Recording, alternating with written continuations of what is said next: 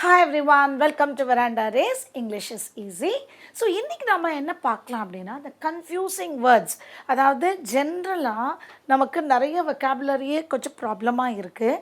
அதுலேயும் என்ன ஆகும்னா நாங்கள் கொடுக்குற 5 ஆப்ஷனில் 3 ஆப்ஷன் கூட நீங்கள் எலிமினேட் செஞ்சிடலாம். அந்த லாஸ்ட்டு 2 ஆப்ஷன்ஸ் தான் இங்கி பிங்கி பாங்கி டிப் டிப் டிப்பெல்லாம் போட்டு எடுக்கிற மாதிரி 2 க்ளோஸாக இருக்கும். ஸோ அந்த மாதிரியான ஆப்ஷன்ஸை எப்படி நம்ம நல்லா புரிஞ்சிக்கலாம் அப்படின்னு சொல்கிறதுல இன்றைக்கி நான் எடுத்திருக்கிற கன்ஃபியூசிங் ஆப்ஷன்ஸ் என்னென்னா look, see and watch. Okay, so அதையே வந்துட்டு பாருங்கள், ஆர்டரில் நான் கொடுத்துருக்கேன். see, look, watch. see அப்படின்னு சொல்கிறது நம்மளுடைய வாட் டு சே சைட், நம்மளுடைய பார்வை.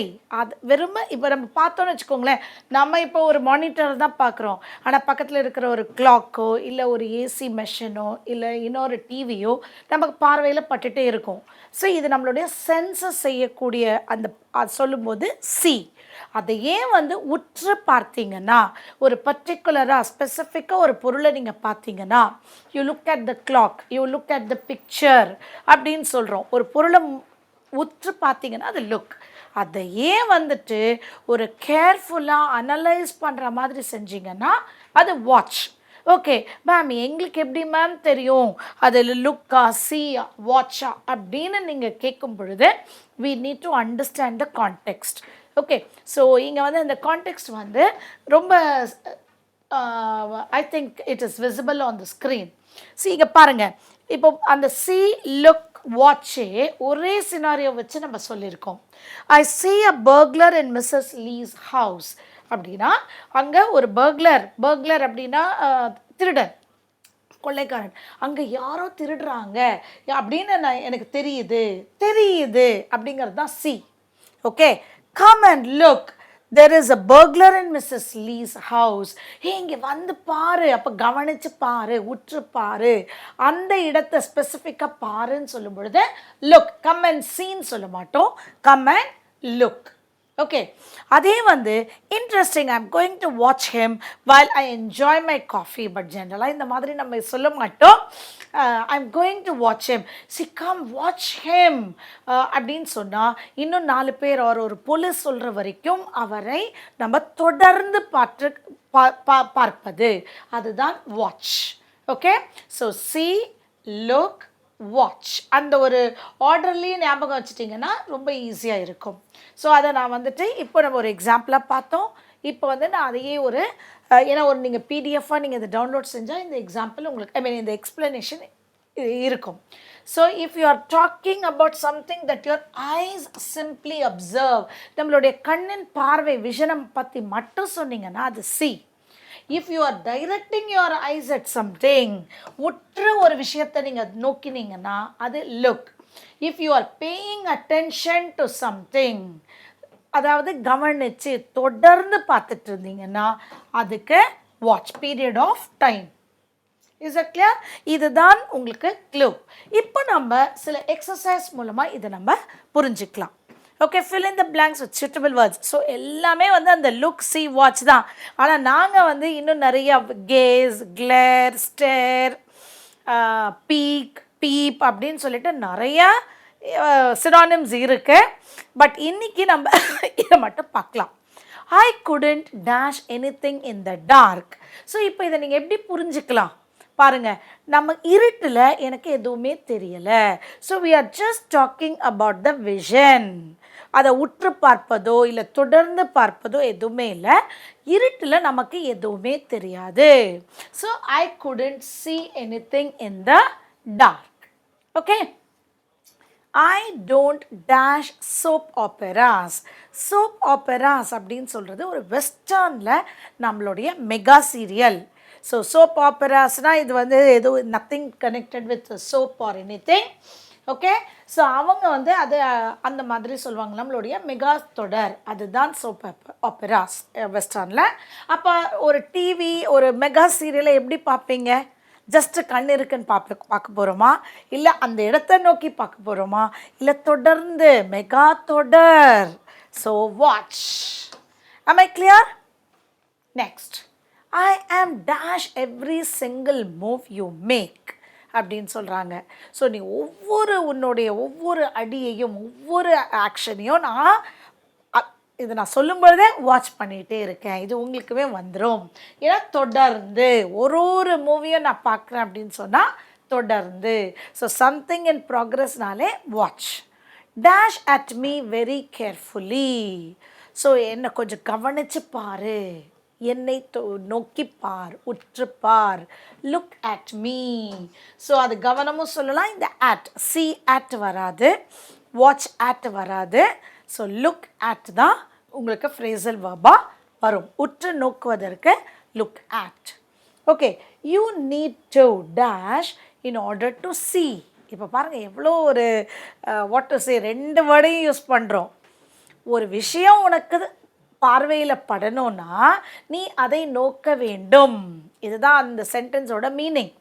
ஓகே, ஸோ உனக்கு ஒரு படமோ இல்லைன்னா ஒரு சீனரியோ இல்லை ஒரு பொருளோ உன் பார்வையில் படணும்னா அதை நோக்கி நீ பார்க்க வேண்டும். Look, you need to look in order to see. Okay, நோக்க வேண்டும் அப்படின்னு சொல்லும் பொழுது லுக். உன் பார்வையை அந்த பக்கம் திருப்பணும் அப்படின்னு சொல்கிறது தான் லுக்கு. பார்வையில் படுறது வந்து see. ஓகே, அதை தொடர்ந்து பார்ப்பது watch. Did you dash how he kicked the ball? Okay, so அவன் பாலை கிக் பண்ணனதை நீ பார்த்தியா? ஓகே, அதை பார்த்தியா? ஸோ அது உன் பார்வையில் பட்டுதா? அவன் கிக் பண்ணது உனக்கு தெரிஞ்சிச்சா? Did you see how he kicked the ball? So அவன் எப்படி பாலை கிக் பண்ணாங்கிறத பார்த்தியா அப்படின்னு கேட்குறாங்க. Dash him kick the ball now. So ஒருவேளை அவருடைய ஃப்ரெண்டை சொல்லியிருப்பார், நான் பார்க்கல அப்படின்னா, அப்போ அட்லீஸ்ட் இப்போ வாடா அதை உற்றுப்பார். லுக் ஹிம் வராது, வாட்ச் ஹிம். ஸோ நல்லா உற்று தொடர்ந்து பாரு. Watch him kick the ball now. நீ அப்போ பார்க்கலனா அட்லீஸ்ட் இப்போ பாரு. உன் பார்வையில் அது படலை, அப்போ நீ தொடர்ந்து பாரு அப்படிங்கிறாங்க. Did you dash at him in the eyes? At வந்துருச்சு. ஸோ அவனுடைய கண்ணை நீ நோக்கினியா? அந்த நோக்குவது அப்படின்னு சொல்லும்பொழுது தான் look. Did you look at him? இப்போ பாருங்கள், did you look at him, watch him. ப்ரீவியஸில் டிட் யூ see. இப்போ புரியுதா? ஸோ கொஷன் ஒரே மாதிரி இருந்தாலும் அந்த கான்டெக்ஸ்ட்க்கு ஏற்ற மாதிரி தான் நாங்கள் ஆன்சர்ஸை ஆப்ஷன்ஸ் எதிர்பார்ப்போம். ஓகேவா?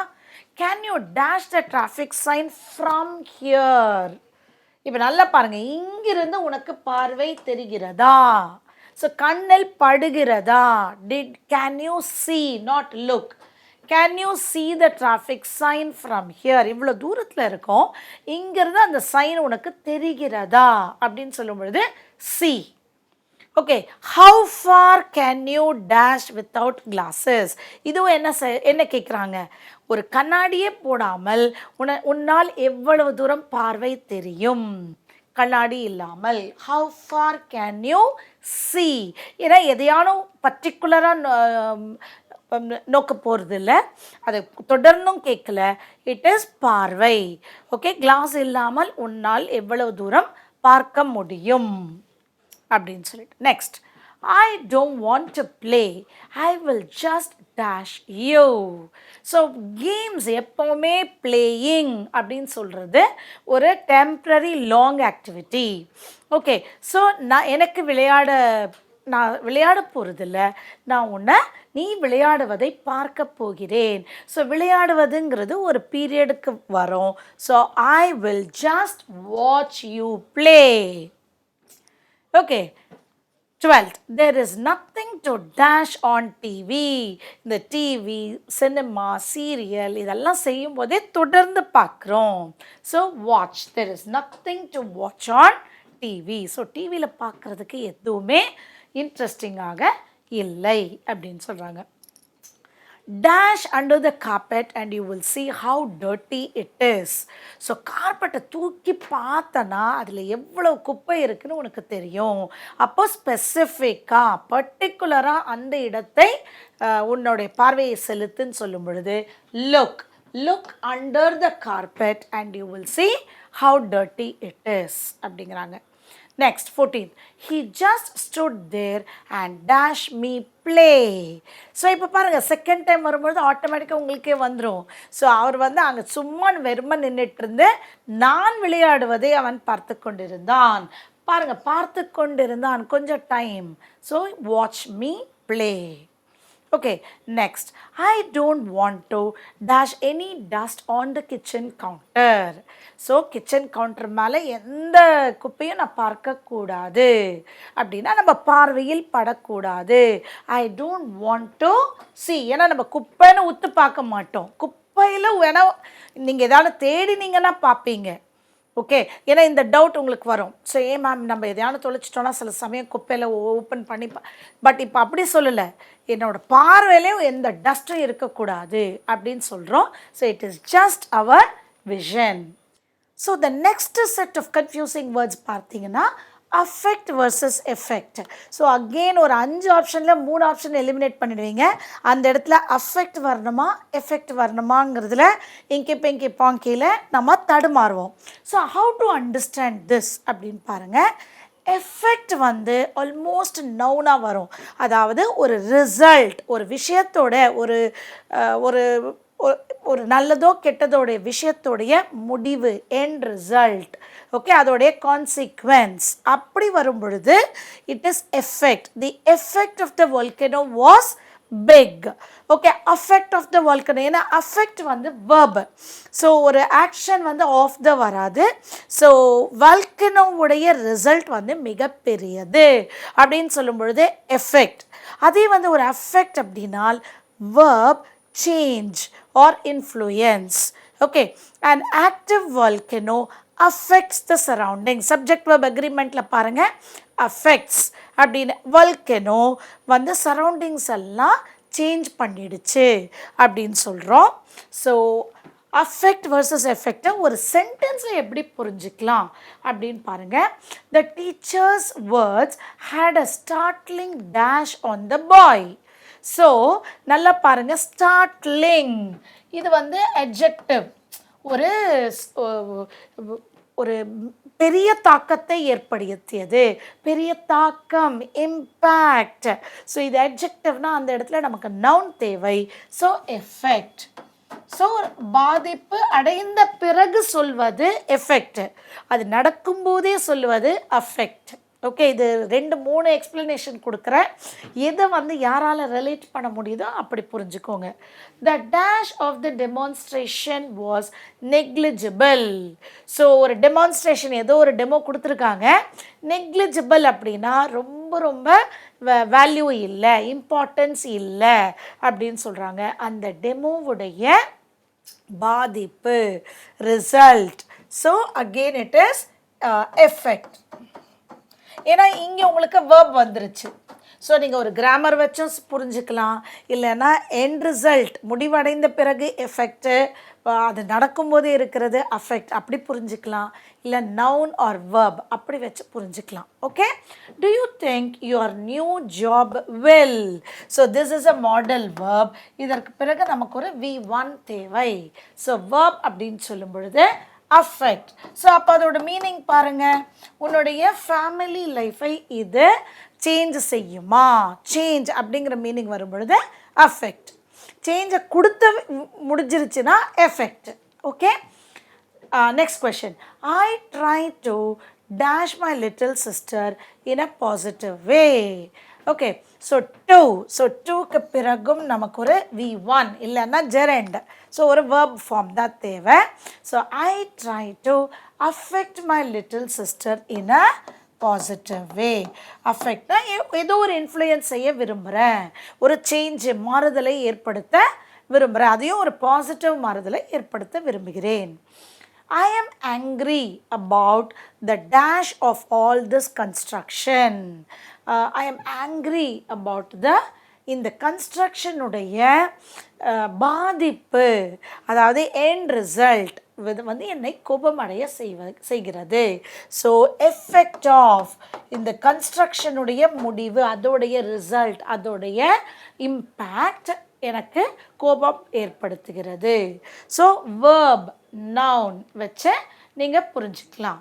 ஓகே, இப்போ நம்ம next set of confusing words என்ன அப்படின்னு பார்த்தீங்கன்னா adapt versus adopt. Okay, so இப்போ வந்துட்டு நம்ம ஃபஸ்ட்டு நம்ம என்ன பார்த்தோம், லுக், சி, வாட்ச். இதோடைய கன்ஃபியூசிங் எப்படி வந்து நம்ம எடுக்கலாம், எலிமினேட் செய்யலாம் அப்படின்னு பார்த்தோம். அடுத்தது அஃபெக்ட் வர்சஸ் எஃபெக்ட் பார்த்தோம். இப்போ நம்ம என்ன பார்க்க போகிறோம்னா adapt versus adopt. Okay, so இது வந்து நான் ஆக்சுவலாக ரொம்ப ஈஸியாக நீங்கள் ஞாபகம் வச்சுக்கலாம். அடாப்ட் ஒரே ஒரு எழுத்து தான் மாறுது. ஸோ ஏ இருக்கிறது அட்ஜஸ்ட், அந்த ஏ நடுவில் இருக்கிற ஏவை வச்சுட்டு அடாப்ட் அப்படின்னு சொன்னால் ஒரு சூழ்நிலைக்கு ஏற்ப நம்மை அட்ஜஸ்ட் செய்து கொள்வது அடாப்ட். அடாப்ட் ஓ இருக்கா, நடுவில் ஒரே ஒரு லெட்டர் தானே மாறுது. ஓ அப்படின்னு சொல்லும் பொழுது ஓனர்ஷிப் அப்படின்னு ஞாபகம் வச்சுக்கோங்க. Own, okay, O for own. So தத்து எடுத்துக்கொள்வது, இல்லை அந்த ஒரு விஷயத்தை நான் ஒப்புக்கொள்வது ஆர் ஏற்றுக்கொள்வது, அப்படி சொல்லும் பொழுது adapt.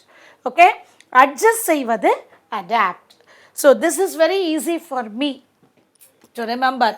So adapt means to change or to adjust. I can adapt to new surroundings easily அப்படின்னு சொல்கிறோம். ஓகே, என்னால் புது சூழ்நிலைக்கேற்ப மாறுவது easy. Adopt means accept and take as one's own. So அந்த ஓக்கு ஓன் ஞாபகம் வச்சுக்கோங்க. I adopted the stray dog from the shelter. So அந்த ஒரு தெருநாயை நான் வந்து அடாப்ட் செய்து கொண்டேன். ஓகே, ஸோ அடாப்ட்னா ஓனர்ஷிப், ஓன் செய்து கொண்டேன். இன்னுமே பாருங்கள், இன்னும் எக்ஸாம்பிள் கொடுக்குறேன். he brought light clothing with him to adapt to the hot climate. So அந்த ஹாட் கிளைமேட்டுக்கு அட்ஜஸ்ட் செய்வதற்கேற்ற மாதிரி மெல்லிய துணி எடுத்துகிட்டு வந்தார். When children go to a different school, it usually takes them a while to adapt.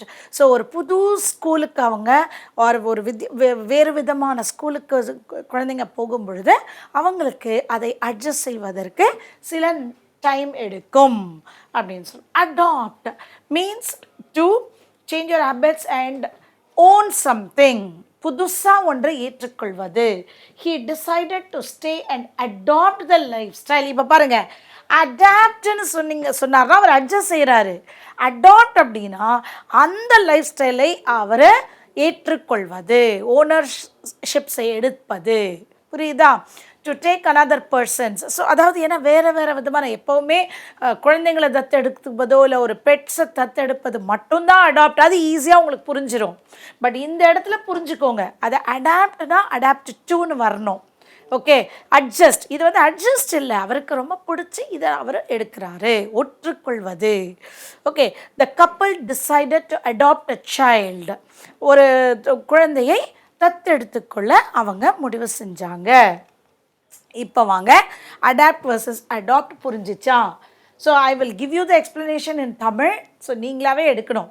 The world will be different and we will have to be prepared to dash to the change. நான் சொன்னேன் பார்த்தீங்களா, to the change, to இங்கே வருது. அப்போ adapt to the change, adjust. Okay, so உலகம் மாறிக்கொண்டே இருக்கும். So நாமளும் மாறுவதற்கு தயாராக இருக்க வேண்டும். adjust to the change. They were unable to have children of their own, so they decided. So அவங்களுக்கா குழந்தை இல்லாததுனால அவங்க வேறு குழந்தையை ஏற்றுக்கொள்கிறார்கள். Ownership, to adopt, decided to adopt. She had to dash a positive attitude. She had to. So ரெண்டுமே verb, to adaptா to adoptா அப்படின்னு பார்க்கலாம். So she had to adjust a positive attitude. Adjust எல்லாம் செய்யக்கூடாது. ஓகே, ஸோ வேறு யாருக்கான negative இருந்தால் அதை நம்ம அட்ஜஸ்ட் செய்யணும். ஆனால் ஒரு பாசிட்டிவ் ஆட்டிடியூடை அவங்க ஏற்றுக்கொள்ள வேண்டும், அவங்க தன்னதாக எடுத்துக்கொள்ள வேண்டும். அடாப்ட். ஓகே, ஆக்செப்ட் அதை ஒத்துக்கொண்டு ஏற்றுக்கொள்ள வேண்டும் அப்படிங்கிற மீனிங்கில் வரும்பொழுது adapt. Fourth, she has dashed herself to college life quite easily. Again இங்கே உங்களுக்கு க்ளூ என்னன்னா டூ தான். ஷீ ஹேஸ் இங்கே டூ வருதா. ஸோ அவங்க காலேஜ் லைஃபுக்கு ஈஸியாக அட்ஜஸ்ட் செஞ்சுட்டாங்க. She has adjusted. ஏன் இங்கே நான் அட்ஜஸ்டட் போடுறேன்? ஹேஸ் இருந்தால் எனக்கு V3 வேணும். So adjust, adjusted, adjusted.